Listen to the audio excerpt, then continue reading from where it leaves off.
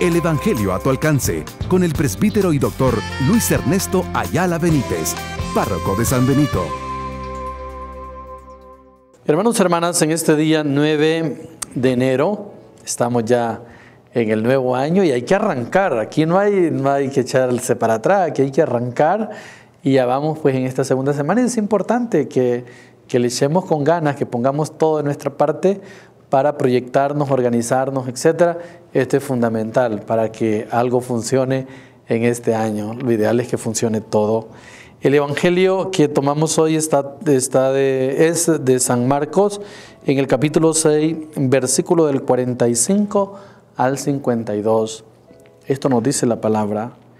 Después que se saciaron los 5,000 hombres, Jesús enseguida apremió a los discípulos a que subieran a la barca y se le adelantaran hacia la orilla de Betsaida, mientras él despedía a la gente. Y después de despedirse, se retiró al monte a orar.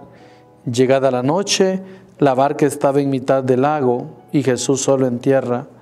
Viendo el trabajo con que remaban porque tenían viento contrario, a eso de la cuarta vela de la noche, va hacia ellos andando sobre el lago, e hizo ademán de pasar de largo. Ellos, viéndolo andar sobre el lago, pensaron que era un fantasma y dieron un grito, porque al verlo se habían sobresaltado. Pero él les dirige enseguida la palabra y les dice: ánimo, soy yo, no tengan miedo. Entró en la barca con ellos y amainó el viento. Ellos estaban en el colmo del estupor, pues no habrían comprendido cuando lo de los panes, porque eran torpes para entender. Palabra del Señor. Gloria y honor a ti, Señor Jesús. Esta frase última me hace reír cuando dice eran torpes para entender, o sea, una bola que andaba Jesús ahí, pero el punto es lo que precede en el Evangelio. Dice que después de la multiplicación de los panes, Jesús acostumbraba como a tener ese contacto más directo, personal con la gente. Se quedó para despedirlos.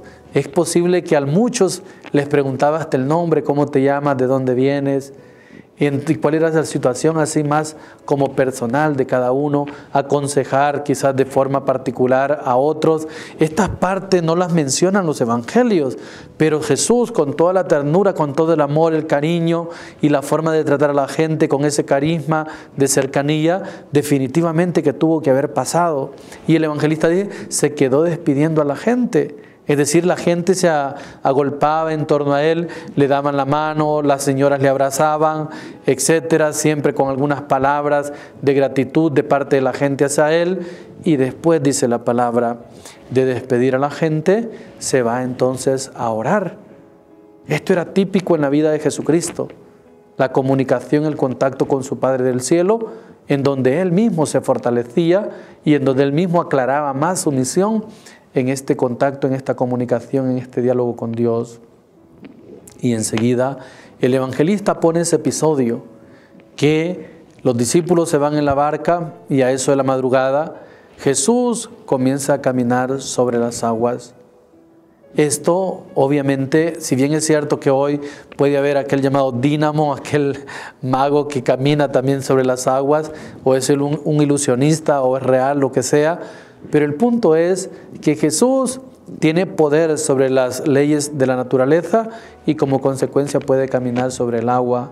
Los discípulos que nunca habían visto algo igual se llenan de estupor y luego hace calmar toda la tempestad, aquello que había constituido un elemento convulsivo para la barca y en el corazón de los discípulos. Ellos, cuando vieron que Jesús llegó, el viento se calmó y todo volvió a la normalidad, dice la palabra, que se llenaron de estupor, como de miedo, de admiración, de todo esto que pasaba en sus corazones, en sus mentes, en sus sentimientos. Y enseguida dice, hasta ahí les cayó como la peseta, recordando también el episodio anterior de la multiplicación de los panes, porque agrega el texto, eran torpes para entender o les costaba entender. Hermanos, hermanas, pero también a nosotros nos cuesta entender cuántos signos que Dios hace día a día en nuestra vida y nos cuesta entender que Él nos está hablando que Él es el que está ahí, que Él es el que está actuando, que el Señor nos conceda la gracia de no ser torpes, sino por el contrario, de tener la sabiduría y la comprensión. Bendiciones. El Evangelio a tu alcance, con el presbítero y doctor Luis Ernesto Ayala Benítez, párroco de San Benito.